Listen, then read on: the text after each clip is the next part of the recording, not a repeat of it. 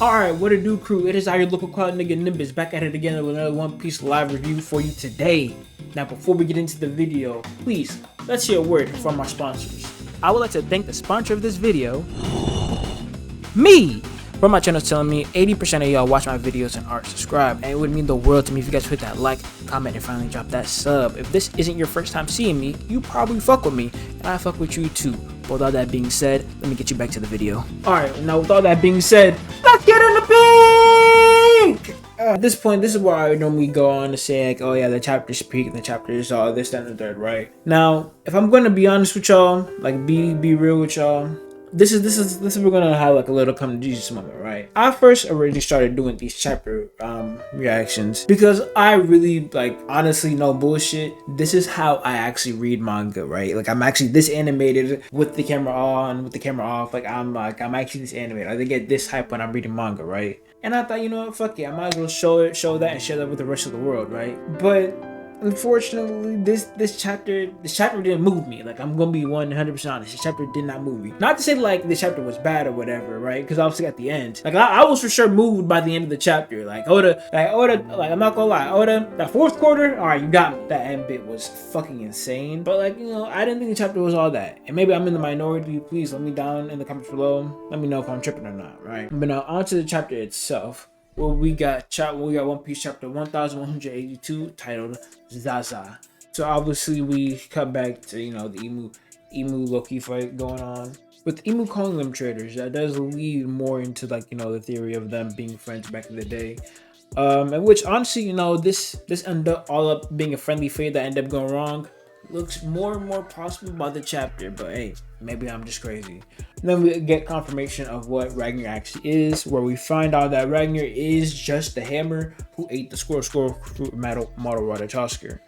We get Ragnar talking his shit. Now, I've seen a lot of people online trying to figure out what the fuck Ragnar was saying, but I, funny enough, have exactly what Tosker was saying. I have it translated, right? So from what it says here, what Ragnar said to Emu, right? Ragnar said, Emu, you are a...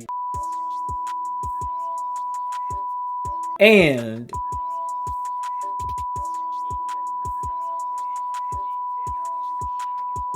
because I promise you, you won't see... And I put that on...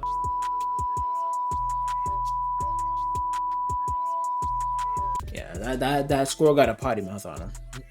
Just talking super crazy. Honestly, I don't know who talk crazier, Rat Tusker or Usopp. Truthfully, I don't know. Then we have Loki and Ragnar team up for a combo attack called Ragnar Quint Arrow, where, you know, Loki shoots off an electric blast while Rat Tusker freezes it. Now, I'm not gonna lie, niggas have been doing the Uttering parallels. I'm not gonna lie, I see it. I didn't see it at first, but now that I'm reading it and after like looking at some other shit, I am seeing the Dragon King parallels. Hey, you know, maybe Oda decided to pick up the game, bro. Maybe Oda decided to pick up, you know, one of my goats. It's not my favorite game of all time, but for sure my top 5.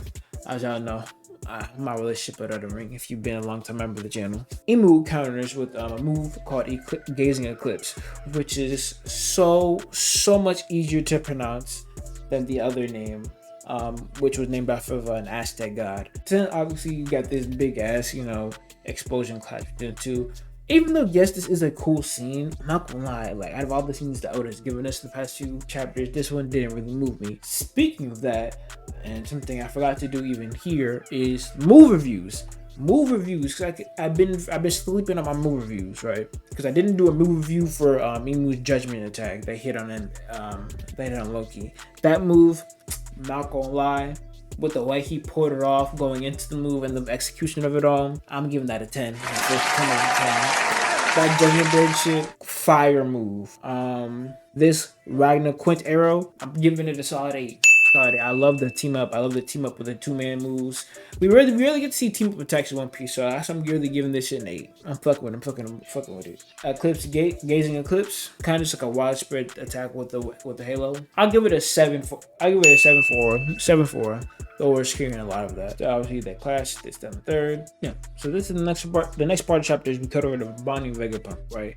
Where they're tending to Sanji. And where Vegapunk is just like, you know, like his mind is just racing, trying to figure out, like, yo, who the fuck is that? He's just coming to realization, like, oh yeah, like it makes sense that, you know, with how old the world government's been, something's bound to be at the top. Obviously, Sanji gets up and he's got to speed off because he's not gonna let killing him disrespect him like that ever again. But I'm not gonna lie, I was going through it in my reading, bro, because just the way killing him kicked off of Sanji, I'm like, oh, fuck no, you're not gonna be disrespecting my goat like that. But, you know, Sanji's for sure gonna get his shit back in blood. Then we got cut over to the scene with Robin and Saul. Now, I'm not gonna lie, I'm really not gonna hold you. This side story with Robin and Saul, like, I understand the importance behind it. Like, I understand how important this is to, like, the actual world of One Piece, but I really don't care. Like, truthfully, I do not care about this scene, this side plot they got going on. I am interested in Biblo, the actual owl, because I'm pretty sure that humanoid figure we saw walking around a couple chapters back, I'm pretty sure that was Biblo's human form, because I'm pretty sure he has a human form or a giant form, whatever. Like, we saw like him like walking around on two legs in a different form outside of the owl form. And then ooh, boom, finally I get validated by what the fuck I was saying, where we cut back to Chopper, and it turns out the injuries are just normal. No corrosive damage, no necrotic bullshit, just normal cuts. Kinda lame, but, you know, I understand, you know, this is One Piece. Nobody can really have lasting injuries for real. And then, yeah, this is where we get a little bit more insight onto English powers, where Zoro's saying, like, you know, the omen bullets that, like, you know, I've been calling them, they actually are bullets. Well, bullets. Like, they would have turned, like, after being shot, the little fiery omen demons actually turned into metal, they turned into steel. And that's interesting because it probably ties it back to the God Knights or the Knights of God having steel hearts. So Engel's power, the devil's fruit, has something to do with at least omens or something turning to steel. I'm really thinking about it because at first I didn't really think nothing of it, but now that I'm really deepening, like, you know, make him like combining that with the fact that Summer's heart was made out of steel. That's the I'm gonna have to think more about that for next chapter. And then obviously, oh no, before we have the lead up to, like, you know, the big reveal of the chapter, essentially Summer is letting us know that, yeah, Evil's not really supposed to breathe this air down here. Like, you know, the air's too broke from him down here, you know what I'm saying? I can't breathe in all this impoverished air. So, you know, we can't have him be down here for too long. Then obviously it starts raining, and then we get,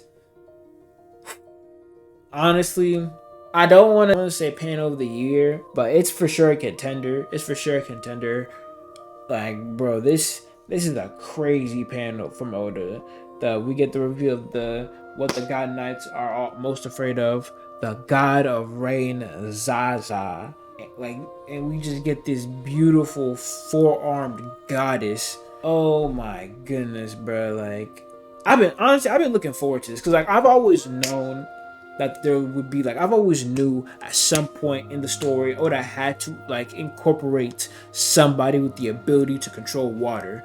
And then especially since hold on, little sidebar, on my soul, I didn't know niggas hated Skypiea until I hopped on, like, TikTok or whatever. So I hopped on, like, you know, these comment sections. People hating on Skypiea were always weird to me. So now that we're getting more Skypiea, like, you know, more, like, you know, support for Skypiea being important, bro. Oh, I'm here for it. I'm so lit. Yeah, like, oh, this is a crazy design. Like, bro, like, Oda's going back-to-back fire designs. Loki, Rocks, Herald, Emu, and now ZAZA. Like, this shit is crazy. Fuck. Like, I'm popping off more now than I did back when I was reading the chapter. Like, I'm not really deep in the design. And then obviously we get something that I called, or at least that I was trying to call, way back, back when we first got the triple page spread of the God Knights of, like, oh, who's trying to fight who. But it's looking like Summers is Zoro and Sanji is killing him. And that is the end of the chapter. Man, this ZAZA is something interesting to think about. Depending on how powerful ZAZA is, or depending, like, on the scope of, like, ZAZA's powers, certain conversations can get real nasty. Cause I'm not gonna lie, maybe this might be toxic of me, but listen, I've had to take my little toxic triggering take, that Kisame, or the 7 ninja swordsman of the mist, so the One Piece verse. So now that we actually got a nigga, or not a nigga, let me be respectful, a goddess who can control water, is honestly, I'm really excited. I'm really excited to see like how OP somebody who can control water is in the One Piece verse. I'm super excited, bro. Like, oh, if we ever get the flashback where we get to see like Mika, ZAZA, Nidhogg, all like, not all as in like, ooh, wait a minute, wait, because if there's a god of, because I haven't seen anyone talk, wait, because if this is a real god, and like I'm assuming it's a real god, that means there's somebody out there with their devil fruit. There's somebody out there with the Hito no Mi model ZAZA. Whoa, timeout. Wait, okay, but that's assuming it's a.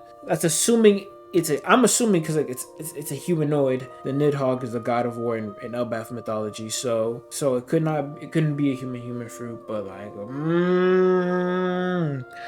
bro, my brain is turning. Hold on, like, oh, the little water droplet beads for her hair, and the little, oh, this shit looks so tough, bro. Are they okay? Chopper's probably cooked because Chopper's the only double free user that's there right now. Chopper's finished. He's not gonna be able to do shit to that. Man, oh man, I'm honestly glad that we're getting all this. Especially the fact that all this is in Elbaf, the most culturally rich, my personal opinion, one of the most culturally rich islands in One Piece. Oh my God, Oda, you're performing miracles on me. Yeah, even though I feel this way and I'm saying all this about like the chapter now, that's my opinion still doesn't change. Like, reading the chapter, this shit didn't move me. Now obviously this scene fucking moved me because like it's rare for us to get God reveals in One Piece.